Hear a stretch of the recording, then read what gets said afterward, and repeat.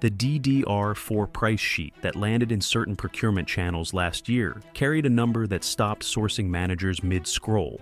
Changxin Memory Technologies, operating out of Hefei, was quoting roughly 10% below Samsung's comparable offering on 8-gigabit DDR4, not as a promotional rate, not as a loss leader on a pilot order, but as a channel price on a product built under export restrictions, without access to the most advanced lithography equipment on the planet, by a company that most Western analysts had not yet added to their coverage lists. Samsung took the better part of 3 decades to build the yield curve that sets its cost floor. CXMT closed to within a dime on the dollar of that floor inside a single product cycle. The question this race is asking is not whether the challenger belongs on the track. It is whether the leaders can open the throttle fast enough to stay out of reach before the next price sheet drops. The memory market is running 2 clocks. One has been running since the 1980s, refined across generation after generation of process node, yield improvement, and scale accumulation. The other started in earnest only a few years ago, built under constraint, and is now posting split times that the first clock was not supposed to see this soon. A price gap closing at this rate is not a discount strategy. It is a change in cadence. The story is not who has more fabs today. It is whose cost clock is moving faster, and whether the leaders can respond before the spread disappears entirely. Start with the timing board. A DDR4 8-gigabit die is roughly the size of a fingernail, somewhere around 70 to 80 square millimeters on a leading process node.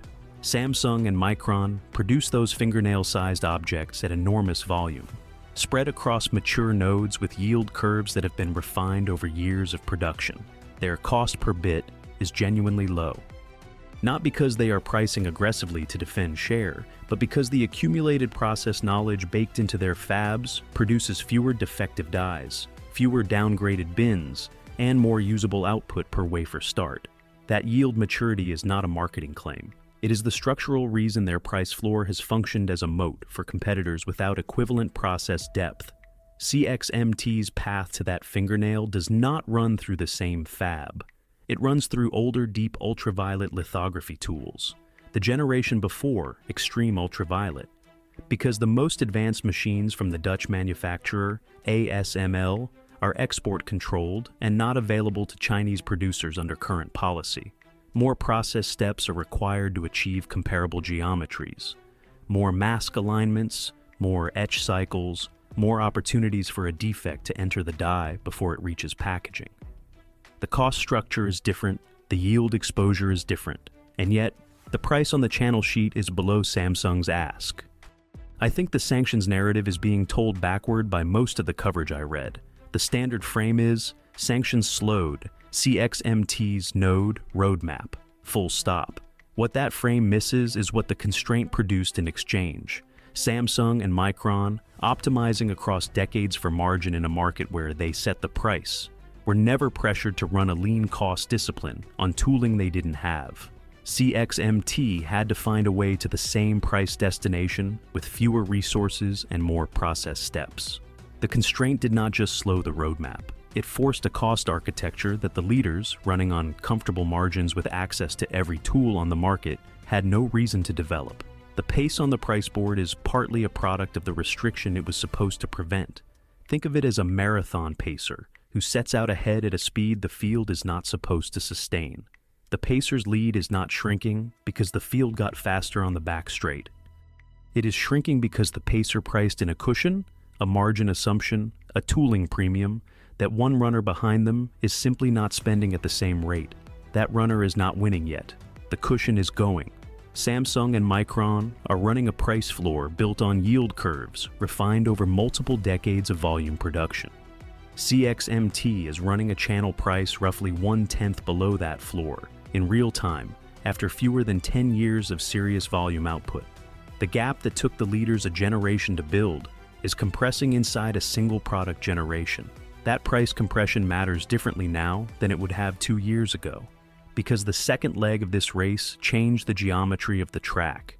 Reports from trade and financial sourcing indicate that CXMT secured a supply agreement with Tencent, the domestic cloud and consumer technology platform, in a range reported around $3 billion, covering data center memory demand.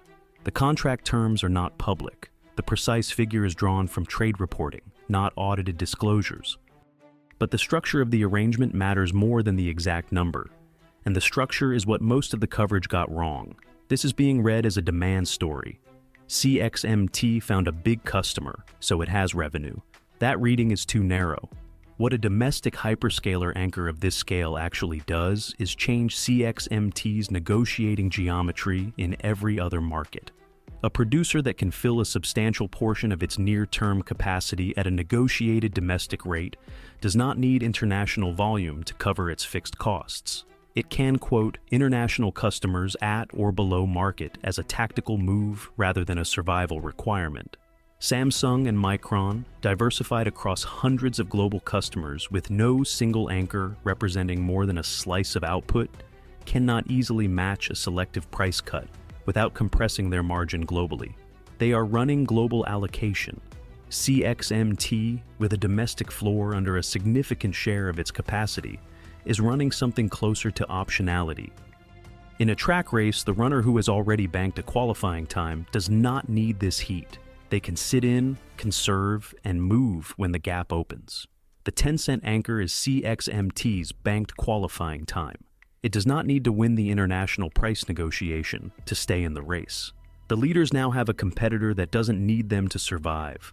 Micron and Samsung are running global allocation with no single contract representing more than a fraction of output. CXMT is running a domestic anchor that, if the reported figure holds, could represent a substantial share of near-term capacity, giving it international price flexibility that a purely export-dependent producer never possesses. The split that was closing on price is now closing on structure as well. The third leg is where the clock differential becomes visible on a different instrument. Samsung and Micron are both operating at leading-edge DRAM process nodes, geometries that require extreme ultraviolet lithography for the most critical patterning layers. They have those machines installed, qualified, and running in volume production. Their roadmaps extend to nodes CXMT has not publicly demonstrated in production. The process gap is real, and it is documented. CXMT is navigating around that gap through multi-patterning on deep ultraviolet tools. The technique works by breaking what would be a single lithography step on extreme ultraviolet into multiple sequential exposures, each one covering part of the pattern the advanced machine would handle in one pass. It is slower. It adds process steps. Each additional patterning step introduces another mask alignment, another etch cycle, and another opportunity for a defect to enter the structure before the die is complete. Multi-patterning on deep ultraviolet is like running a relay where your leg requires 3 exchanges to cover the distance one runner on the other team covers in a single stride.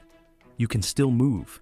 You can even keep pace on the price board if you absorb the extra steps in your cost structure rather than passing them to the buyer. But at some point, the number of exchanges catches up with you. In cycle time, in defect exposure, in the compounding complexity of keeping every handoff clean across a die that contains billions of circuit elements. Reports suggest CXMT is producing at a node roughly comparable to where Samsung was several years back. No independent verification of a volume production advance beyond that has been published in the sources available to me here. Samsung and Micron are running extreme ultraviolet-enabled node shrinks on a cadence measured in roughly 1 to 2 year intervals. CXMT is running deep ultraviolet multi-patterning on a cadence that reports suggest is longer. The node gap is not closing at the same rate the price gap is closing. Those two clocks are running at different speeds, and the honest question is whether price speed can continue to outrun node speed indefinitely. Here is where I slow down, because the most important split on this course is not the one on the price board, it is the one underneath it. Reported price parity tells you what a channel quote looks like. It does not tell you what the bin split looks like inside that quote. If CXMT is shipping at Samsung comparable prices but achieving lower yield, more dies per wafer falling outside specification, more product downgraded to slower or lower density bins, then the real cost per good bit is higher than the price implies.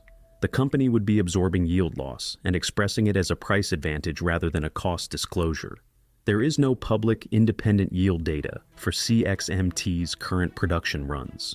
The fast clock on the price board could be running on borrowed rate. The counter-argument is not weak.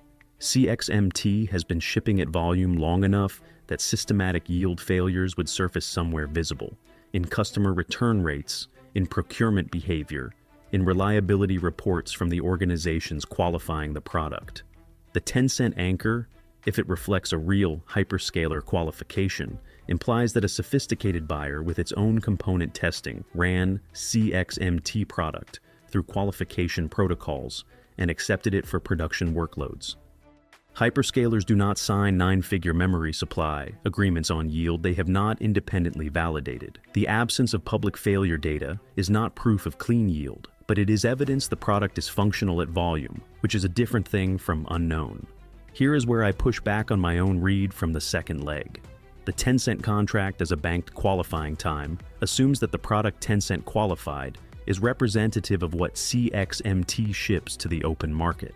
If the domestic anchor is being fulfilled with higher binned product, while export supply carries more yield risk, the geometric advantage I described is smaller than it looked. I do not have evidence that is happening. I am flagging it because it is the question the price board does not answer. Yield is a lagging indicator. By the time yield data becomes public, the price gap has already moved. Watching yield to call this race is like watching the pit crew and ignoring the lap times. Informative about what might happen, but always one step behind the clock that is actually deciding the contest. Yield is the race's hidden split. It does not appear on the price board, but it determines whether the pace is sustainable. The price gap is real, whether it is running because CXMT found a better line or because it is burning something the board cannot see to hold the pace, is the one leg I will not call confidently in either direction. 12 months out, the shape of this race depends on a single strategic variable. If CXMT holds its price band and lets the domestic volume anchor carry its fixed costs, Samsung and Micron face a competitor that does not need international market share to remain solvent. That is a different problem than facing a low-cost producer that needs to win globally to survive. A competitor that can wait is harder to pressure than one that cannot. If CXMT instead drops price further to accelerate share gains, it compresses its own yield buffer, and the honest break becomes the whole race. Every point of margin it gives away narrows the distance between sustainable pricing and the yield toll it may already be carrying. The node gap does not close in 12 months. Extreme ultraviolet access is not changing in the near term under current policy, but the node gap does not have to close for the price gap to keep tightening. Those are two different contests running on the same track, and conflating them is how most coverage ends up calling the wrong clock. My call: CXMT does not pass Samsung or Micron on volume in the next year. It does not have to. The race is not won at the finish line in this cycle. It is won on the split board. If CXMT exits this period with its price still inside a 10% band of the leaders, with a domestic anchor securing a substantial share of its capacity, and without a public yield crisis surfacing in procurement data, it will have run the fastest product cycle in DRAM history by a new entrant operating under sanctions. That is not a lead on the scoreboard. That is a change in who controls the cadence of the race. A shift in this market is not the moment someone ships more bits than Samsung. It is the moment the price clock starts moving faster on one side than the other, and the leader cannot reopen the gap before the next product cycle begins. That moment is either already visible on the timing board, or it is one price sheet away. The board does not lie. It just does not tell you which split is the one that changes the shape of the race until after the leg is done. Both clocks are running. One has been running longer. The question is, which one has more fuel left in the straightaway? Here is what I want you to sit with before you go. CXMT's next move is either drop price and compress margin further, or hold price and let the domestic anchor and scarcity carry it internationally. Those two strategies imply completely different finish lines. One is a volume race that tests whether the yield floor holds under pressure. The other is a positioning race that tests whether the leaders blink first. Which clock do you think hits zero first, and which strategy gets it there? Drop your read in the comments and I will be in there through the week. If you want the next split when it breaks, the subscribe button is right there, and notifications will make sure you do not miss the moment the board moves.